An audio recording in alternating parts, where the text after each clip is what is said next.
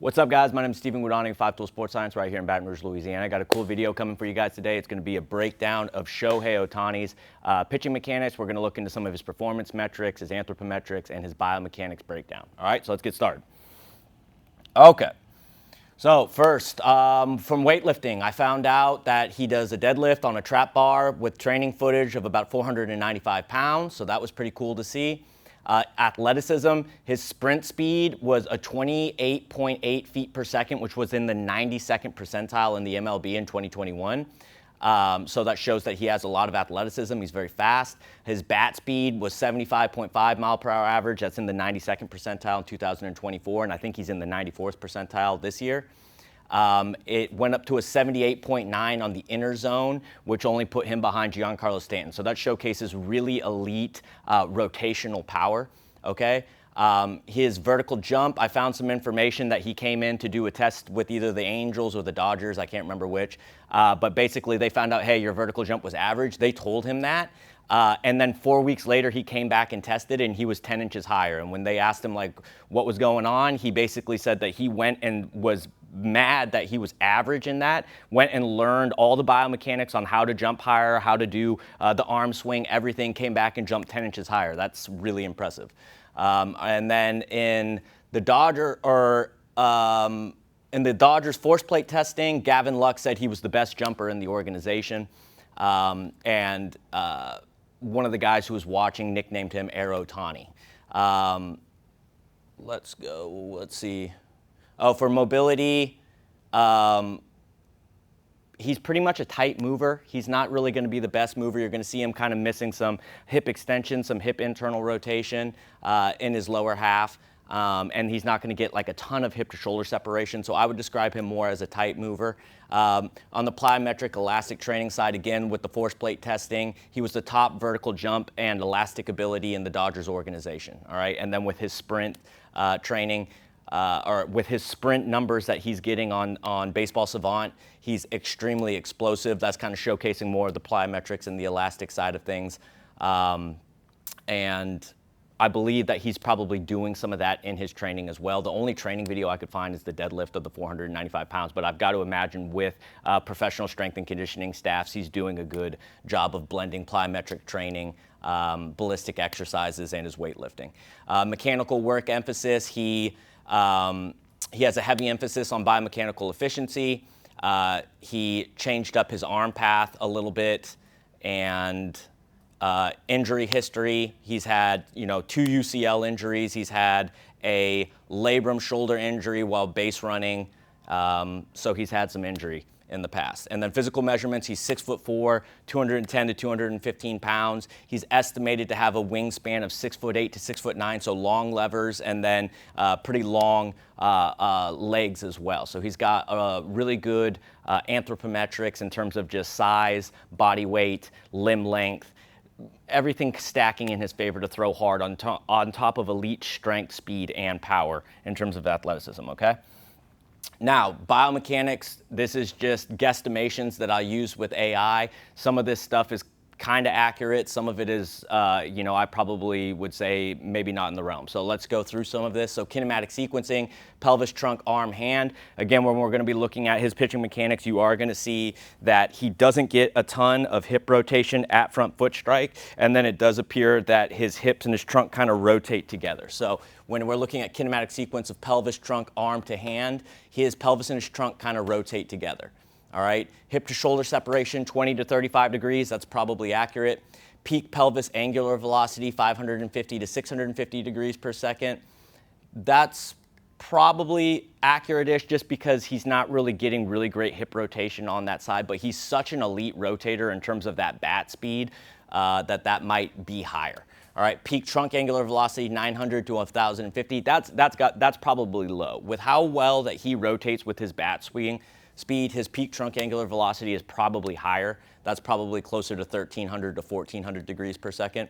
Shoulder external rotation, 160 to 180 degrees. That's going to be the layback in his throwing arm. That's probably going to be, that's probably about right. Elbow extension velocity, that's going to be the extension of his elbow into pitch release. That's probably about right, 2,800 degrees to 3,200 degrees per second. Arm slot, Didn't get that one. Stride length, 80 to 90% of body height. Lead knee extension velocity, 300 to 400 degrees per second. That's probably relatively accurate. It might be a little bit higher than that. And then forward trunk tilt at ball release, 20 to 30 degrees. That's probably about right. Ground reaction force, high. So yeah, let's go get started with this breakdown. All right, taking him into leg lift here. Let's grab my pen. Nice high leg lift, drops down into that back leg load. He gets into a really good force vector position, loading into that back side. Okay, he's keeping his front foot internally rotated, so he's holding the coil in his pelvis. All right, so he's keeping everything nice and closed to transfer that energy through pelvic rotation more close to front foot strike. All right, now as he starts to move down the mound,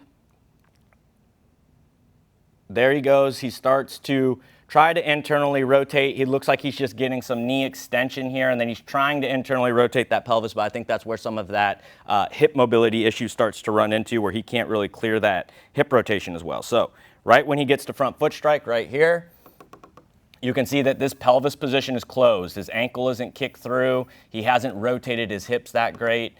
His shoulder position is closed. He's slightly externally rotated at front foot strike, but this just isn't a ton of hip to shoulder separation at front foot, okay? So he's landing in a good amount of flexion at front foot strike.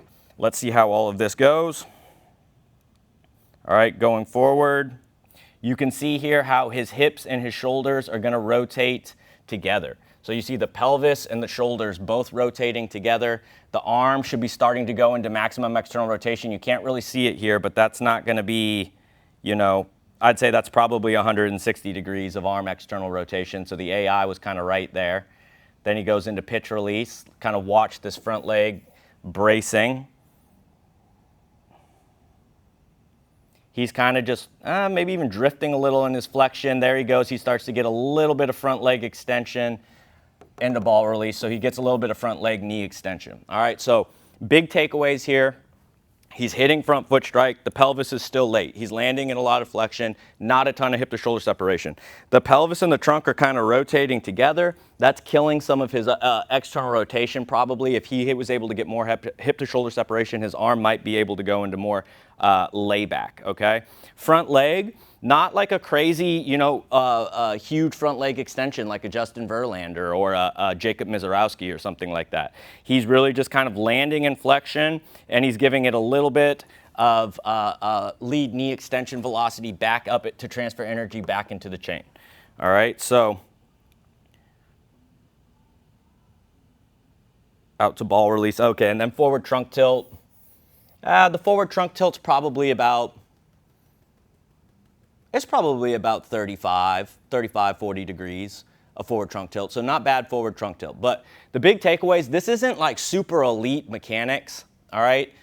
This is just probably more testament to that this dude is a freak athlete that, you know, testing all time in the Dodgers, like third best all time in the Dodgers database, being, you know, the height that he was at, let's see what his height was, 6'4", being 210, 215 pounds, having a really high sprint speed back in 2021 of a 28.8 feet per second sprint speed.